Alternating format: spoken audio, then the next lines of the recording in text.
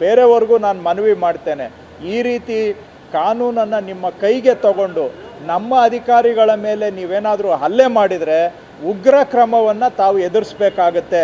ನಿಮಗೇನಾದರೂ ತೊಂದರೆ ಆದರೆ, ತಪ್ಪಾಗಿದ್ದರೆ ಬೇರೆ ಹಿರಿಯ ಅಧಿಕಾರಿಗಳನ್ನು ಭೇಟಿ ಮಾಡಿ, ಜನಪ್ರತಿನಿಧಿಗಳನ್ನು ಭೇಟಿ ಮಾಡಿ, ಅಲ್ಲಿ ನಿಮ್ಮ ಸಮಸ್ಯೆ ಪರಿಹಾರ ಮಾಡಿಕೊಳ್ಳಿ. ಅದನ್ನು ಬಿಟ್ಟು ಯಾರು ನಿಮಗೆ ಹೇಳೋರಿಲ್ಲ ಕೇಳೋರಿಲ್ಲ ಅಂತೇಳಿ ರೌಡಿಸಮ್ಗೆ ನೀವು ಇಳಿದ್ರೆ, ಕಾನೂನನ್ನು ಕೈಗೆ ತೆಗೆದುಕೊಂಡು ನೀವು ಗೂಂಡಾಗಳ ಥರ ವರ್ತನೆ ಮಾಡಿದರೆ ಇದು ನಮ್ಮ ಸಹನೆಯ ಎಲ್ಲೆಯನ್ನು ಮೀರಿ ನಮ್ಮ ಪ್ರತಿಕ್ರಿಯೆಯನ್ನು ನೀವು ಎದುರಿಸಬೇಕಾಗತ್ತೆ.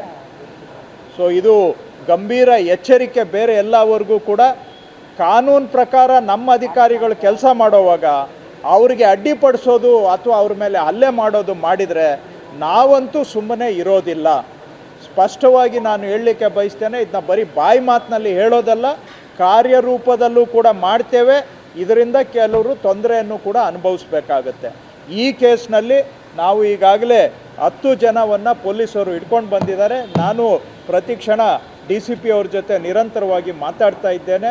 ಮತ್ತು ಆ ಮೇಯ್ನು ಈಗ ತಕ್ಷಣ ನನಗೆ ಆ ಮೇಯ್ನು ಬಸವರಾಜು, ಆ ಗ್ಯಾಂಗ್ ಲೀಡರು, ಅವನು ಮೋಸ್ಟ್ಲಿ ಅವನೇನು ಈ ಥರ ದಂಧೆಯಲ್ಲಿ ಇದ್ದಾನೆ ಅಂತ ಕಾಣ್ತಾ ಇದೆ ಮೇಲ್ನೋಟಕ್ಕೆ. ನನಗೆ ಇಲ್ಲಿವರೆಗೂ ಬಂದಿರೋ ಪ್ರಾಥಮಿಕ ವರದಿ ಪ್ರಕಾರ ಅವನನ್ನು ಕೂಡಲೇ ಅರೆಸ್ಟ್ ಮಾಡಿ, ಸಾಧ್ಯ ಆದರೆ ಅವನ ಮೇಲೆ ಗೂಂಡಾಗಿರಿ ಕೇಸನ್ನು ಕೂಡ ಹಾಕಬೇಕು ಅಂತಲೂ ನಾನು ಪೊಲೀಸವ್ರಿಗೆ ಸೂಚನೆಯನ್ನು ಕೊಟ್ಟಿದ್ದೇನೆ.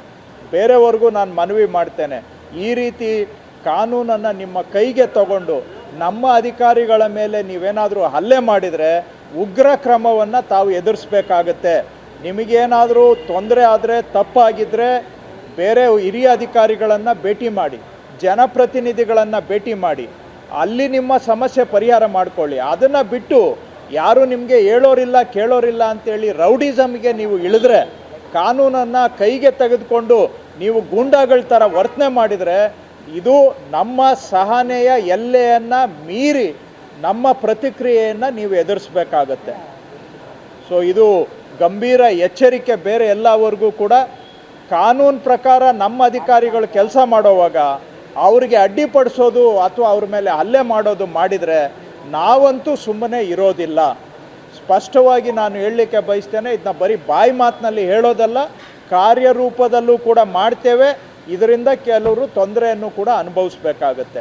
ಈ ಕೇಸ್ನಲ್ಲಿ ನಾವು ಈಗಾಗಲೇ 10 ಜನವನ್ನು ಪೊಲೀಸರು ಹಿಡ್ಕೊಂಡು ಬಂದಿದ್ದಾರೆ. ನಾನು ಪ್ರತಿಕ್ಷಣ DCP ಅವ್ರ ಜೊತೆ ನಿರಂತರವಾಗಿ ಮಾತಾಡ್ತಾ ಇದ್ದೇನೆ.